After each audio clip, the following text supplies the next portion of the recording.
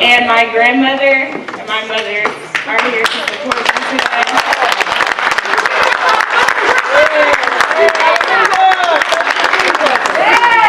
Yes.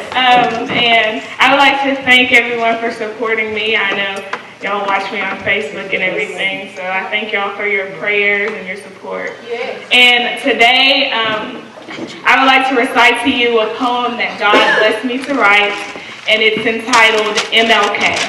All right. A man who saw injustice and discrimination being practiced on people who were of a different complexion than one of Caucasian descent. A man who never compromised his belief that